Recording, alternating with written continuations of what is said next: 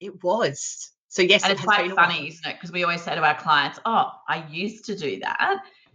So we're taking a leaf out of our own book today, and we're going to start doing these every week for everybody. Just a bit of value proposition to start the week, some handy hints on things that we're seeing working in the field. So this week we're going to run with business development managers in property management and focus a little bit on insights and learnings as to what we're seeing out there at the moment is having a real impact.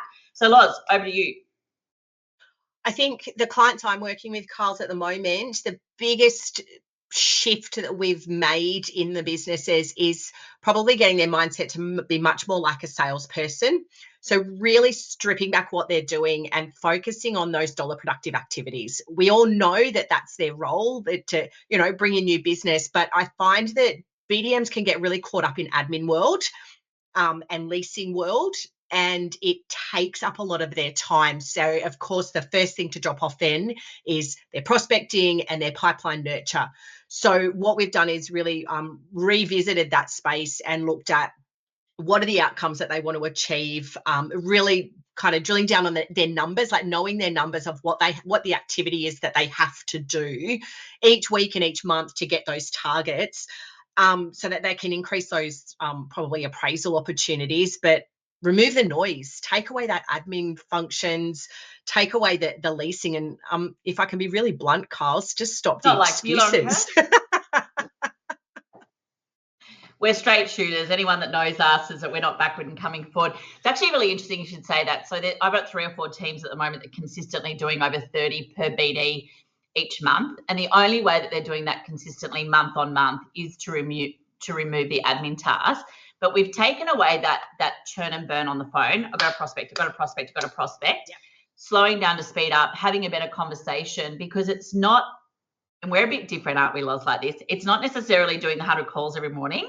It is what's the quality of the call. And guys, look at your conversion rate for the last financial year.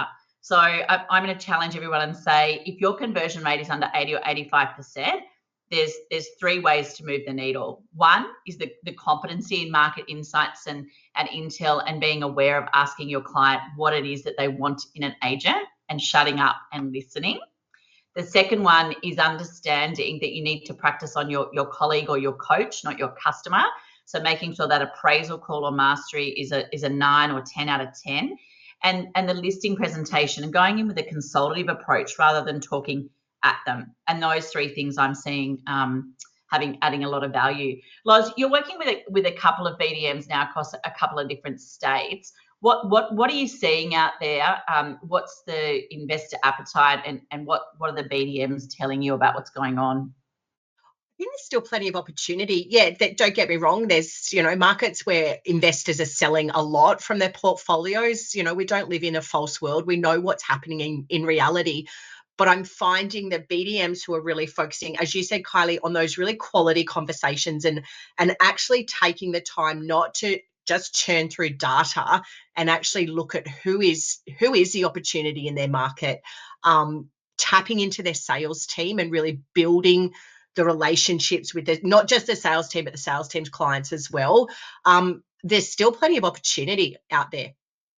Yeah, and it's under the hood most of the time. Yep. So your existing investors, guys, that have had property for 5 and 10 years with you. I mean, we've come through an incredible marketplace, particularly off the back of COVID. And I think everyone leveraging the capital growth market insights within the CoreLogic app around what's the capital growth been in the suburb, what does that mean for existing investors leveraging that equity and expanding their property portfolio or creating wealth for other family members.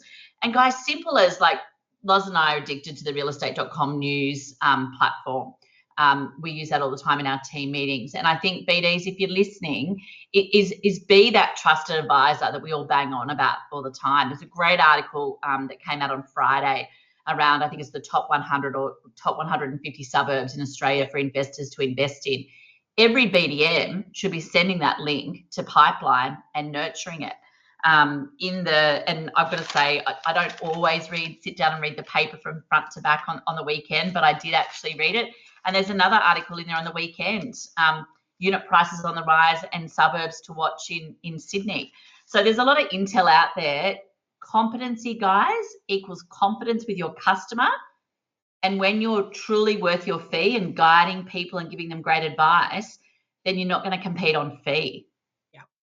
And I think, Carl's, in talking about that competency, it's about those conversations you're having, but also about your skill set as a BD. And I think we work really closely with all of our clients in this space around our competency frameworks and revisiting this consistently over the year to say, okay, right now I'm going to be really honest with myself and I'm going to give myself a rating of a scale of 1 to 5, 5 being great, 1 being not so great. And you know what? These are the 3 or 4 key areas that I need to focus on, whether it's saying, honestly, my appraisal calls are not great, so let's really focus on that to upskill myself in that. But as a BD, like, we've got to sit there and we've got to reflect and be honest with ourselves, because no one's perfect. You don't want to be perfect because there's always room for improvement. But we've got those available to anyone who wants to maybe check into that space and go, okay, well, where are the key areas that as a BD I need to be competent in my own skill set to reflect those conversations that you're having with your clients? I think it's really important. So we'll put, guys, a link to the realestate.com news section. We'll also put an article in for the one that was in the paper on the weekend and the competency frameworks on our website. But just want to finish with one handy hint, guys. Next time you go into a property management meeting or a sales meeting, know what your average days between tenants are and know what markets is. Know what your median rent is compared to market. And if you sit down and look at the calculations between that and market, if you are really good at what you do and you can lease properties quicker, minimize vacancy for your customer and maximize their returns, that going into a listing presentation should be enough to win the business. You can still charge a higher fee, and on those calculations, you'll end up being cheaper. Loz, anything you wanted to leave everybody with?